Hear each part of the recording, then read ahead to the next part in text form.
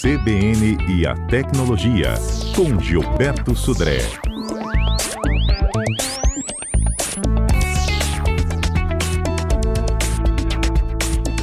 E o assunto é, gente, a segurança nos dispositivos móveis. Será que a biometria é o melhor caminho? Gilberto Sudré, bom dia. Bom dia, Fernanda. Bom dia, ouvintes da CBN. Exatamente, viu, Fernanda? A autenticação biométrica que a gente usa lá, a impressão digital nos dispositivos móveis, ou alguns até tem aquele reconhecimento facial que você olha lá para a câmera, ele desbloqueia o aparelho automaticamente. Bom, essa tipo de autenticação biométrica costuma ser considerada quase impossível de roubar ou de falsificar. Embora seja realmente difícil para que um atacante, né, consiga replicar esse atributo físico, né, na verdade ela não é infalível. Principalmente alguns tipos de implementação, porque nem todas as autenticações biométricas são iguais. Como assim?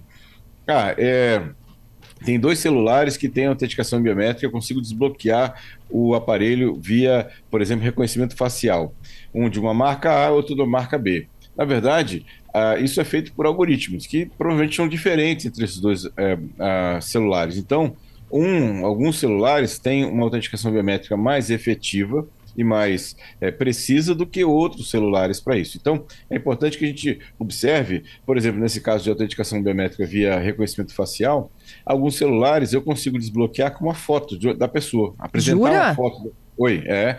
Apresentar a foto da pessoa na frente da câmera é o suficiente para a autenticação biométrica reconhecer como o dono do celular e desbloquear o celular. Outros não são assim, tem um esquema de autenticação biométrica mais sofisticado e com isso a foto em si não seria suficiente para desbloquear. Então, no primeiro ponto, a gente não deve considerar essa autenticação biométrica tanto de impressão digital quanto de reconhecimento facial como infalível. Não é, na verdade ela não é infalível, ela tem problemas em algumas situações de algumas implementações em relação a esse caso, né?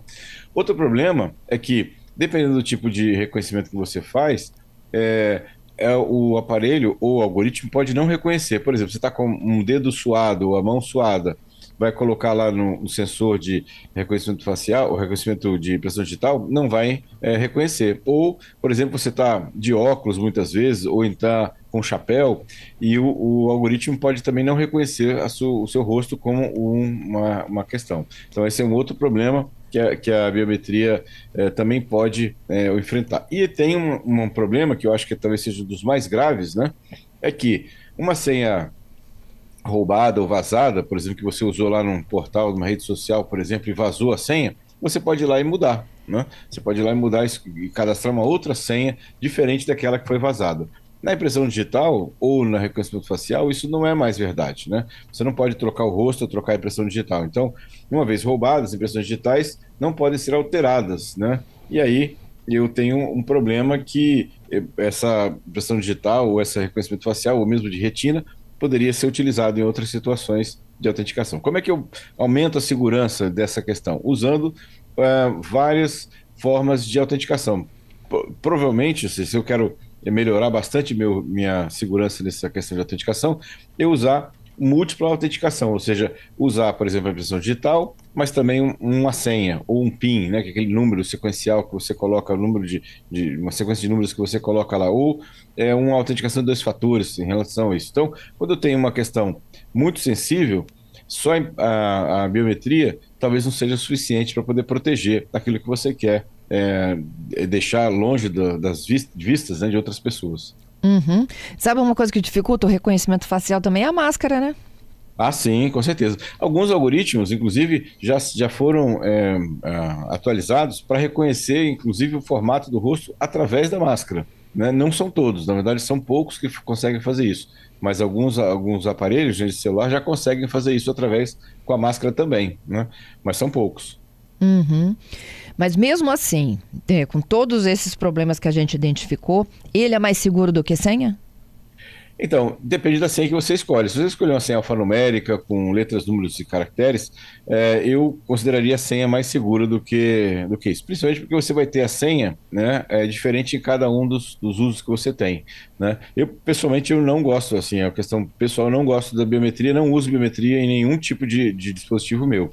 Eu uso sempre senhas diferentes, né, em vários dispositivos diferentes também. E você guarda todas elas? Eu tenho um cofre de senhas, então eu uso o cofre de senhas para poder armazenar as minhas senhas diferentes, né? E eu tenho uma senha bastante forte que protege o cofre de senhas que está criptografado. Entendo. Agora, olha só, para desbloquear o celular, como é que você acessa o cofre de senhas? Eu tenho uma senha para desbloquear o celular e uma outra senha para desbloquear o cofre de senhas.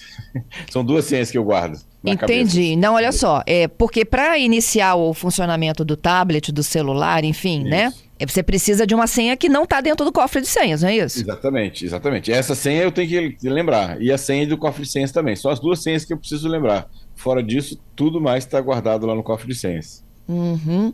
E se invadir seu cofre de senhas, o que a gente faz? Bom, esse é um risco, com certeza isso é um risco. Eu uso um cofre de senhas que tem um histórico bastante bom de segurança, né? Tem cofres de senhas que são muito vulneráveis, a gente já falou aqui de alguns deles que a gente não recomenda mais, né? Então, ou seja, mas é um risco. Agora, ainda assim, o risco é menor do que eu, por exemplo, salvar minhas senhas ou usar a mesma senha em vários locais, ou salvar minha senha numa planilha ou num arquivo de texto, por exemplo, né, num bloco de notas. Então ainda é mais seguro e menos risco você usar um cofre de senhas para isso. Entendido. Tudo, Fernando, é uma questão de risco, né? De redução de risco. A gente não consegue ter risco zero, mas então eu tento usar, né, uma alternativa que eu diminua o risco de ter minhas senhas vazadas. Né? Entendi. Não quer dizer Se que alguém leva o nosso zero. celular, Gilberto, num Oi? assalto, por exemplo, Se alguém- se eu não tiver conectada a ele naquele momento, fazendo alguma operação, ele vai lacrado, não vai? Sim, exatamente. Tá, então como é que ele vai abrir aquele celular? Na verdade, assim, hoje é muito mais difícil de você desbloquear um celular como esse, principalmente se você tem uma senha alfanumérica. Tá. Se você tem uma senha numérica, existem alguns dispositivos que ele fica tentando várias senhas diferentes e quando é uma senha numérica ele consegue quebrar, né, a senha. Quando eu tenho uma senha alfanumérica, isso é muito mais difícil, levaria décadas para poder você quebrar a senha. Então, isso é mais complicado, a não ser que ele tem alguns dispositivos que normalmente só a força policial tem, de desbloqueio de aparelhos bloqueados, né? É a alternativa que teria para isso. Entendido. Bom, eu tenho aqui um ouvinte que está dizendo que na biometria, no celular dela é um iPhone. Na verdade, é o ouvinte, é o Tinelli, né? E ele diz o seguinte: eu tento várias vezes desbloquear o meu iPhone pela biometria. Tem que ser várias tentativas para ele conseguir chegar. Ele vai aprendendo, né? Ou seja, na verdade, o iPhone e outras biometrias também, ele captura várias imagens do usuário, ele faz uma reunião daquelas características daquelas imagens que ele capturou, e com isso ele consegue ter um banco de dados, vamos chamar assim, uma base de dados, para poder avaliar se aquela pessoa realmente ela é mesmo ou não. Então, ele pode tentar essa situação. Até o nosso ouvinte me dá a chance de comentar uma coisa também interessante. Algumas biometrias de alguns dispositivos, você tenta algumas vezes, né, a biometria ou impressão digital ou reconhecimento facial. Se ele não consegue reconhecer assim, mesmo assim, o rosto ou a impressão digital do usuário, ele desabilita a biometria e passa a usar um PIN, que é uma sequência de números, que é muito mais fácil de quebrar, né? Então, cuidado também com essa situação em alguns dispositivos. O PIN? O PIN é a senha, é isso? Me ajuda aí.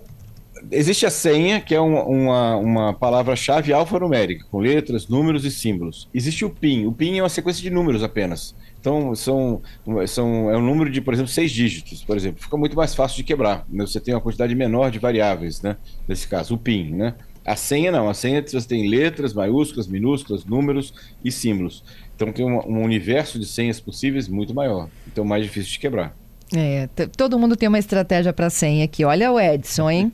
Eu salvo uma senha falsa e a principal eu guardo na cabeça. Bom, tudo bem, pode ser uma estratégia. Ele nem precisaria, se ele guarda a senha na cabeça já, não precisaria nem salvar, anotar no papel, né? Vamos chamar assim, a senha falsa. Mas pode ser para despistar, né? Também o golpista ou o atacante, que seja. E ele até complementa Bom, não, Patrícia, ele fala de um chip virtual. É outro ouvinte que falou sobre esse chip virtual, Fernanda. Então explica aí para mim. Gabriel está aqui conosco dizendo que ele usa uma senha diferente para cada aplicativo ou serviço que ele tem. E ele tem uma técnica que usa um nome de referência ao serviço, mais uma sequência de números e um caractere. Ele diz que nunca teve problemas. E deu uma dica para quem tem medo de ter celular roubado, uma solução é instalar um chip virtual e comprar um aparelho que não possa ser desligado. Alguns modelos não podem ser desligados se eles estiverem travando. E com chip virtual, o bandido não vai conseguir retirar o aparelho e você vai ficar, né, rastreando até a bateria dele acabar. E aí, Gilberto? Exatamente. A gente até comentou sobre o eSIM, né, que é esse chip virtual que vai deixar a gente vai deixar de usar aquele pequeno chip que a gente instala no celular e agora vai ser um arquivo que é colocado dentro do celular e aquele funciona como um chip, né, o SIM card, né, só que agora é um eSchip, um eSIM. E aí, a vantagem do eSIM é exatamente que eu não consigo desabilitar, né, sem ter senha, né? Então, ou seja, o aparelho ficaria, mesmo roubado, ele ficaria constantemente conectado na internet e o golpista, o ladrão, não conseguiria retirar o chip e desconectar o aparelho da rede celular. É uma forma, é uma das vantagens do eSIM, né? Isso. Ah, legal, então, a dica do ouvinte, hein? Legal. Vamos pro golpe? Vamos lá. O golpe tá aí.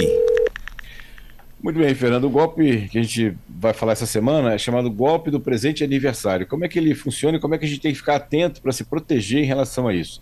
Você está lá na sua casa, no seu trabalho, daqui a pouco aparece lá um motoboy com um presente para você, seja um presente no seu aniversário, seja um presente que mandaram para você, supostamente mandaram para você. Aí você recebe aquele presente, aí o motoboy ele chega para você e fala assim, olha, o presente está aqui, mas para entrega você tem que me pagar um valor pequeno lá, alguns reais lá para você pagar. E aí, quando você vai, uma parte, né, ou um tipo desse tipo de golpe, ele te oferecer uma maquininha de cartão de crédito. Quando você passa o seu cartão pode ser clonado ou o valor que é debitado é muito maior do que aquele que ele falou. Então, essa é uma parte do golpe. A outra parte do golpe, usando exatamente o mote do presente, que é muito mais grave, o motoboy chega para você e fala assim, olha, eu preciso, para comprovar que você realmente recebeu o presente, né, ou a encomenda, que você tire uma foto, né, com o presente do lado, ou preciso tirar uma foto sua. Na verdade, tem a ver com o que a gente está falando hoje, de autenticação biométrica. O que vai acontecer? Ele vai usar essa foto que ele tirou de você, para exatamente tentar, né, desbloquear um financiamento ou algum tipo de compra, né, porque tem várias hoje financeiras e vários locais de aquisição de produtos que usam a autenticação biométrica como assinatura, como comprovação que você que fez aquilo. Então ele vai usar essa foto que ele coletou de você para fazer o acesso ou a aprovação de um financiamento, por exemplo, de um crediário, coisa para você em relação a isso. Então, ou um empréstimo, né, para isso. Então, e muito cuidado com essa situação, ficar atento com isso. Se você receber um presente que você não sabe, não tire foto, não passe seu cartão para esse motoboy, porque pode ser um golpe, sim, que está tentando aplicar em você. Está sendo muito comum, várias pessoas já relataram que isso tem acontecido aqui em Vitória, por isso que eu estou usando essa opção agora para chamar a atenção disso. Muito bom. Bom, Gilberto, vamos fechando por aqui? Muito bom. Vamos. Cofre de senhas. Um cofre de senhas, exatamente. Vamos usar lá o Bitwarden ou o KeePass, né? Ou mesmo no seu antivírus. Muitos antivírus têm cofre de senhas também já embutido nisso. Só utilizar lá que melhora bastante a segurança do ambiente. Muito bem, Fernando. Obrigado aí. Obrigado aos ouvintes pelas muitas participações, né? E estamos de volta sexta-feira com mais tecnologia. Até lá.